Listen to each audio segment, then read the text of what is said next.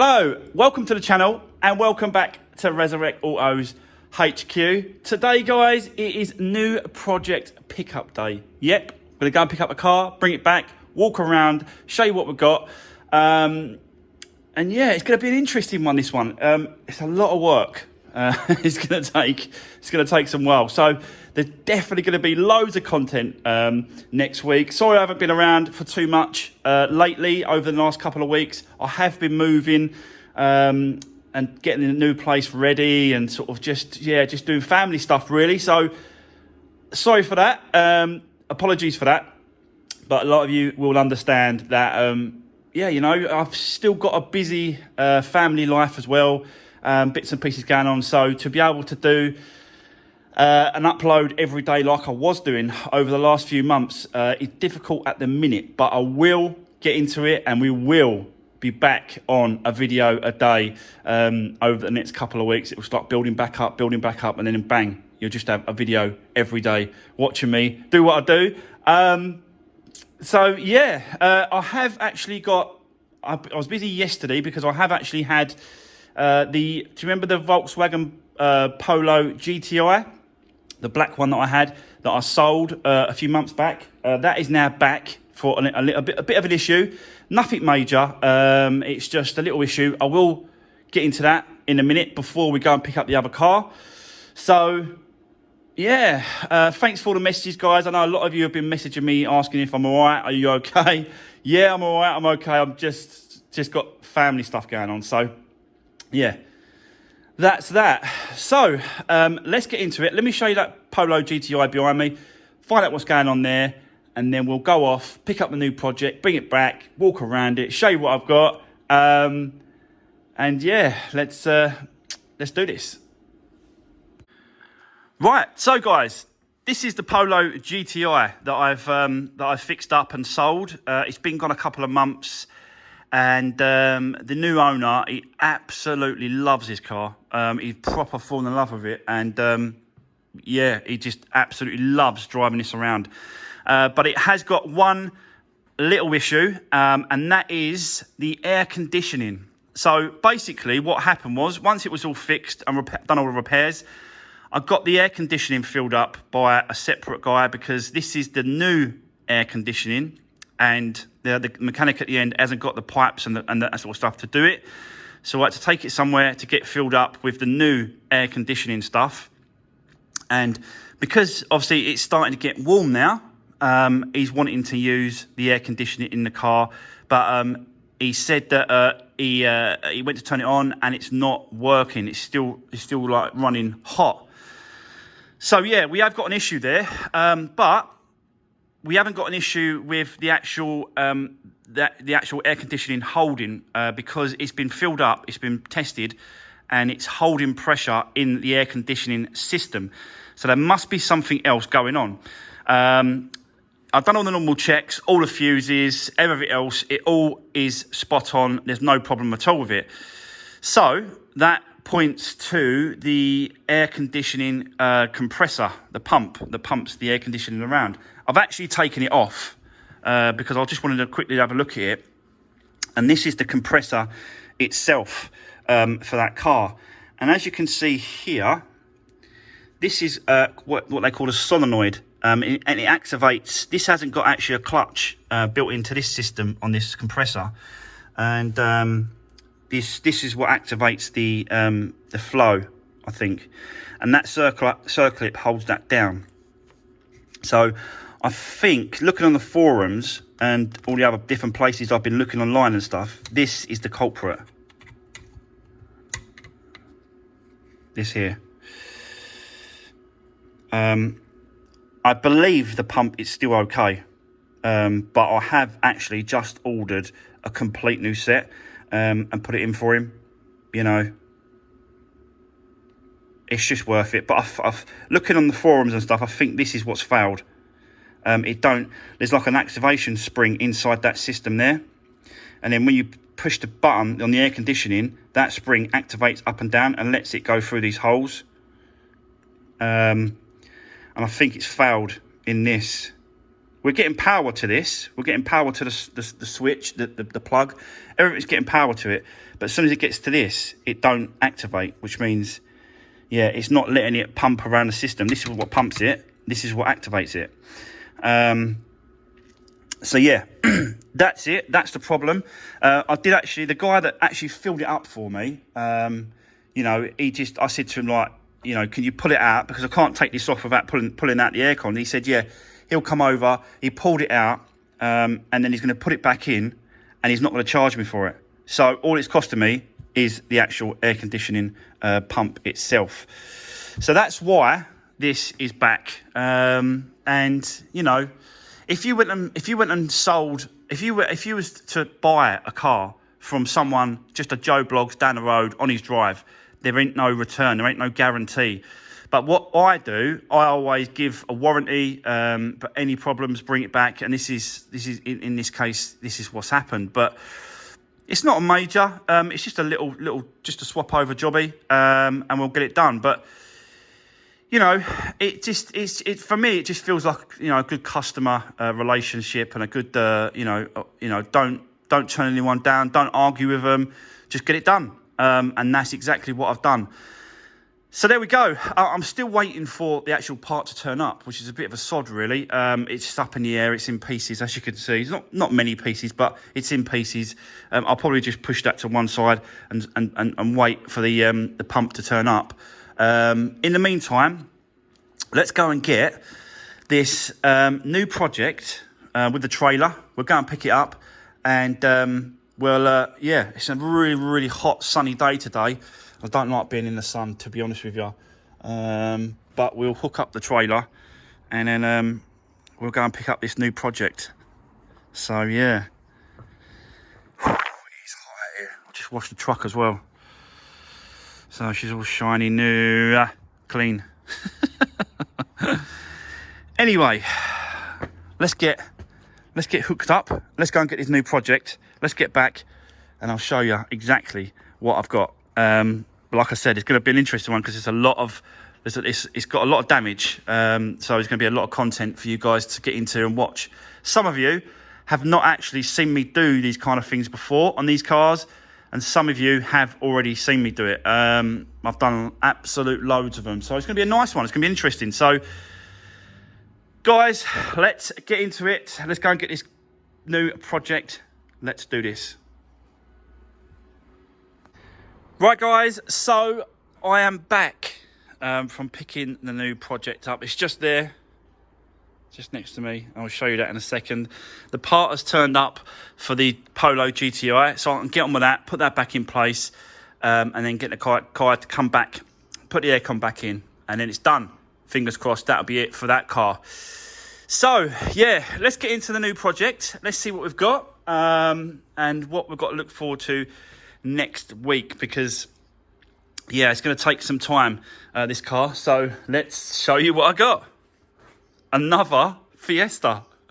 I'm not going for Fiestas all the time, guys. I'm going literally, when I was looking at this one, I was probably bidding on about 20 cars, and I only managed to sort of get hold of this one.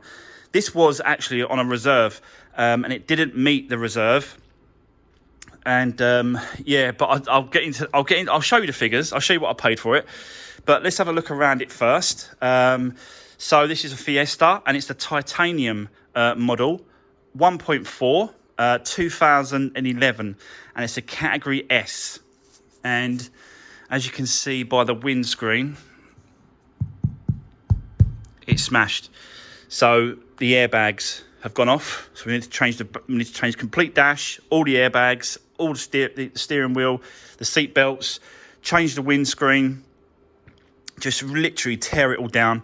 You can see the bonnet is all smashed up and sort of bent up there, so that's definitely not repairable. So we'll have to get a new bonnet, a white one in that one. The bumper as well, it's all caved in at the front, normal stuff. The lights are gone. The crash bar, well, actually, I don't know about the crash bar in a minute, because I think the impact was higher.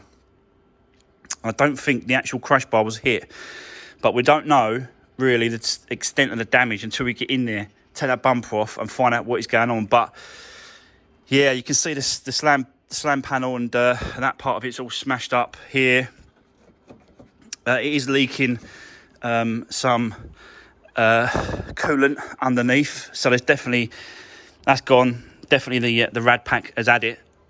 I can tell you that for a fact that's had it, because I can see a hole straight through it at the bottom there.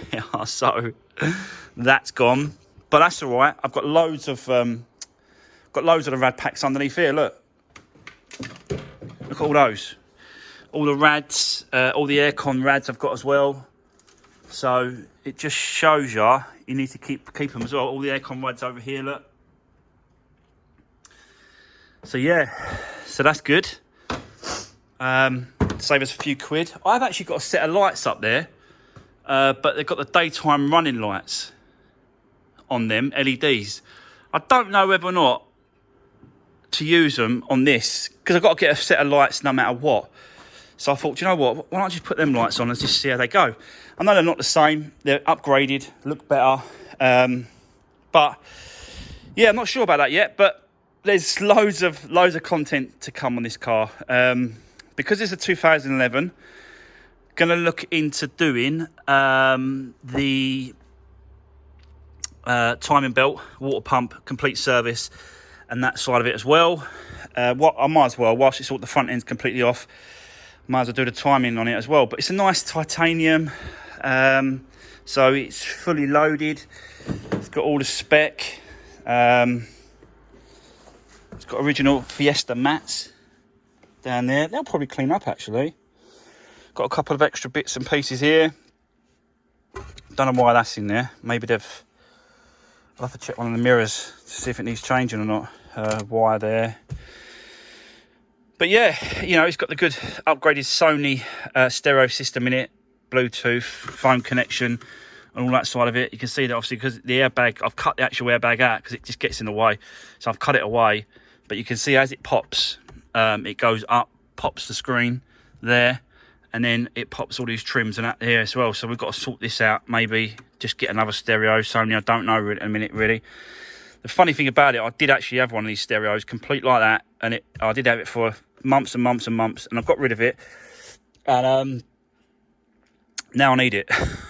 But that's always the way when you need something. It's just one of them things, isn't it? But yeah, so we're going to do a complete dash, change all the airbags, and all that good stuff, take all the seats out, do the seat belts because they're gone. This one is completely locked up, tight as hell, so that's solid. And then the drive, obviously there was no passenger, there was only a driver when it happened. So yeah, we have got a book as well, which is in here. I can't find the locking wheel nut key for the wheels, so hopefully I've got a key, because I've been sort of saving them and gathering them over the last few years. Is that those keys, and then they come in handy. So hopefully I can find one that can take this off, because I can't find the actual locking. I've looked everywhere, it's not in here. But yeah, it come with some paperwork, so we've got a little bit of paperwork here. This is the crucial one. Has it got any service history? I was going through this book thinking, please be serviced, please have service, please have service. And then I come across this. So you can see it's not a Ford main dealer service, but it has had some service in the past. So you can clearly see in and out auto centre. So that's had an interim service, and this had a full service. And in 2018 and 2019, serviced by Arnold Clark. And Arnold Clark is on the back of the car. So they must have bought this car, and then Arnold Clark serviced it, then sold it. So they didn't, when they sold it, they didn't sell it for that. But let me just show you, because I need to get power to this, because it is completely dead, this battery. I think we'll have to change that battery as well. And then let's just boost it up. You've got to press a little button on the side of these booster packs. So you just press that. He says. That's it. You can hear it. So yeah, let's have a look at the mileage. And so you can see quite low mileage. 44, 165. So quite low mileage for the car. It does start, but it's a bit rough because obviously it's probably hitting something on the front. So I'm not going to run it for long, but I will quickly start it. So it don't like it, so I'm going to turn it off. But yeah, it runs, so that's the main thing. So there's a lot of content coming on this one, guys. This is the new project. Going to start cracking next week. So yeah, we're gonna have a good strip all the inside out. I've already got some quotes of bits and pieces as well. So I've got complete dash, airbag kit, seat belts, and the airbag module. And that was £100. The windscreen, £100. The headlights I've already got. Like I said, I might use those ones. I'm not sure yet because obviously they're a little bit different. They're a little bit better for this car, but it is a titanium, so it might look pretty smart. I've already got the rad packs and the air conditioning one as well, so I've got that. So really we just need the bonnet, the bumper, and that's it. Like the rest of the car, we've got a little bit of damage here, so I'm going to get my glueless paint thing to sort of glue that on, see if I can pull that out a little bit, and then just sort of buff that back. Might touch that in a little bit. It's got a few bits around the car, but nothing major. Like the back end is completely, good. It's got a couple of marks on here. The bumper, normal stuff really. When it comes to these bumpers, that's just all glue and tape, but they've kept the. But yeah, Arnold Clark is on there, and it's on the back as well. So no damage to the rear. Just needs a good clean up. We've got some spare wheel and some tools underneath there. The locking wheel nut is not underneath there. I've already checked. So yeah, it's definitely not underneath there. It's that one there, look. So yeah, wheels are a bit scuffy.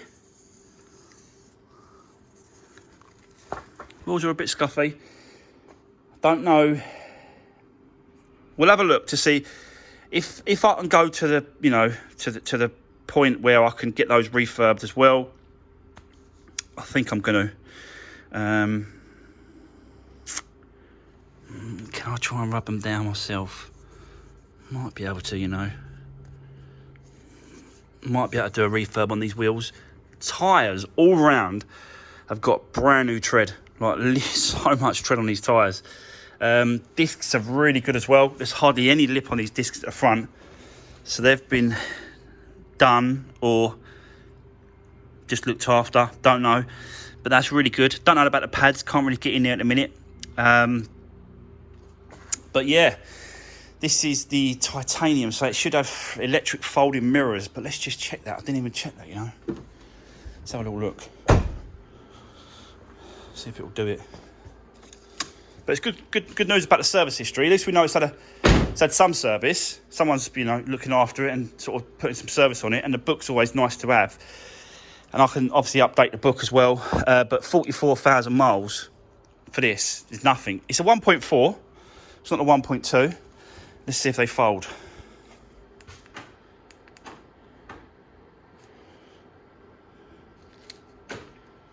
See they.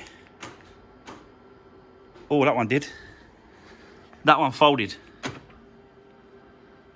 This one is not. And someone's got this writing on here as well. Can you see it? Offside front Fiesta Mark 7. I wonder if someone's changed this mirror and hasn't put the right one in.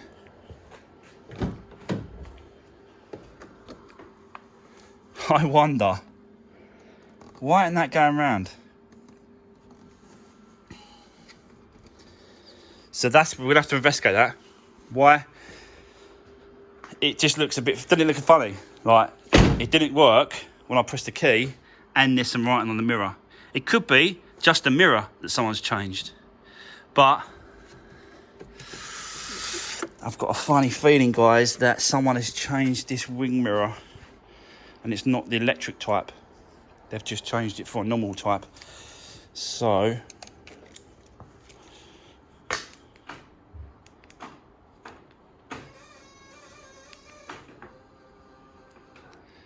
it's not like it because of the power, I think.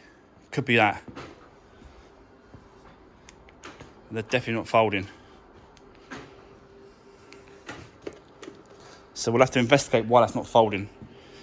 We might have to get another folding mirror for that. So yeah, it's just a nice little project to get into, guys, you know. The front end damage itself, looks like there's no wing damage this side. And then when I shut the bonnet as well, it looks like the hinges are pretty much where they should be. So I don't think it's got hinge damage either. So that's good. I suppose it's always good practice to change those wing bonnet hinges anyway. But if they're all right to stay, then they're all right to stay. But I will have a look at it. So this side, yeah, no wing damage. As we go around, again, this side, no wing damage. You've got that different shade again. Can you see it? Like I don't know if I'm picking it up on camera, but the different white shade is very slightly different on the bumper than it is the metal. I was going to get a new bumper, to be honest with you. I was, and I still might. I don't know, because I can't find a bumper in this colour and the bonnet in colour at the minute. It's just, they're just not out there. I don't know why. The newer ones are the 7.5 versions, because this is the one before the 7.5. It's not the facelift model. So, and the bonnet is slightly different on the facelift model. It's got that little curve, like little like raised part in the middle going all the way through it. So yeah, loads of them, but none of this type. So at the minute, I'm thinking, yeah, get a new bumper and then we'll spray it in and see how we go with that. But it's, apart from that, it's, you know, even at the back there, it's really clean. Like it's a bit dusty, that's all the engine type. All this is dusty, but at the back there, it's pretty clean. But these are the ones. This type of car, this type of damage, is the ones that I probably like most, just because there's so much to do, and it's not all the same thing. It's loads of bits and pieces around the car that needs attention, and that's what I love most. Like stripping the front end all down, getting in there, doing the timing, doing the dash, ripping the seats out, getting the interior pulled out. Do you know what I mean? There's a lot of bits and pieces, a lot of work that goes into it, but I enjoy that. I love getting stuck into it, just getting in there and getting it out and getting it fixed. Also, like I said, £100 for the windscreen. This is the titanium, so it's got the sensors up here, the square sensor. And I will be changing that windscreen. I haven't done one for a while. I haven't showed me doing a windscreen change. But I can do them. I've done loads of them in the past, on previous cars and previous videos. But you'll see me changing this windscreen, taking it out, pulling it out. I'll show you how I pull it out. I'll show you how I change it, how I set it in, and I'll do all that work on my own. So yeah, it's just a nice bit of content for you to watch, for you to get into. I like these cars because there's a lot to do with them. So there we go. That's the actual car. Yeah, nice 1.4 titanium. It's just the engine is running really rough, and I'm only assuming that it's running rough because it's been pushed so far and something's touching something, or I don't know in a minute. But what I want to do really is to get this complete front end off, and then run the engine again to see if we've got any issues, any problems with the actual engine itself being pushed or hit or anything like that. So yeah, we're going to get into that, but it's a nice, yeah, once I'm done, guys, it's going to be a lovely little car, little titanium model. It's a 3-door, so, you know, most people want 5 doors at the minute, but it's a nice spec car with nice wheels, and I think refurbing the wheels will definitely set this car off and make it a lot better. The front ones are not that bad. Sorry, the rear ones are not that bad. The front ones are a bit worse. But it is only around the edges. I've done worse than this, guys, and refurbed them myself. So I'm going to probably go down that route again. But the tread on the all around these tyres are really good. So, yeah, that's where we are with it. Let's have a look, and I'll quickly show you what I paid for it. So basically what happened with this one, I started watching this one 2 weeks ago. And I'm always watching cars. I've always got cars in my watch list now, every single week. And then once they go up too much, when they start getting people that sort of pre-bid the cars to a certain point, which is crazy. I don't know why people do it. Bid on the day. If you're going to do it, bid on the day, because I know a lot of people can't do it on the day, but it's all part of it, isn't it? Like winning the car. But yeah, so I was watching this car, and it didn't really go up too much. And once the auction started, this was at like £300. So I thought, all right, okay, this is the one I'll look for. If it goes into a bidding war, I'm out. But it didn't really, to be honest with you. Went up a couple of times, but didn't really. So I managed to win this car for £700, 730. I'll show you the figures now. So I'm not telling you what it is. So there we go. My bid was £730. There you go. You see it there. And after fees, it come to 934. So 934 quid. I've got this car for. But what happens? At 730 there didn't reach the reserve. And it was on a reserve. So basically they come back to me and said, the seller, the insurance company that's selling it would not let it go for 730 quid. And I thought, right, okay, here we go, backs and forwards, normal stuff. They're going to come back to me, can't have it, and they're going to fight through the auction next week. Okay, so that's what I thought was going to happen. But they come back to me and said they'll let me have it for £1,450. Now, bearing in mind, this is plus fees. So I won it for 730 plus fees. So it would have been £1,450 plus fees. So probably with that £1,450, it probably would have took it up to about £1,700–1,800 total for this car. But I said, no, I'm sticking to my original amount, 730. So that went off. And then 2 hours later, they come back and said, okay, well, we can't accept the 730, but we'll accept £1,100 plus fees. And I thought, okay, it's coming down. It is coming down. And I thought after the fees, you're probably looking at about 1,500, 1,400 quid, something like that, 1,450, including fees. So I thought, no, I'm going to stick to my guns here, and I'm going to carry on saying, no, I'm going to stick to my original bid of 730 quid. And after that, 2 hours later, they come back, okay, you can have it for 730 quid plus fees. So 900, was it 930? 900, yeah, 938 total.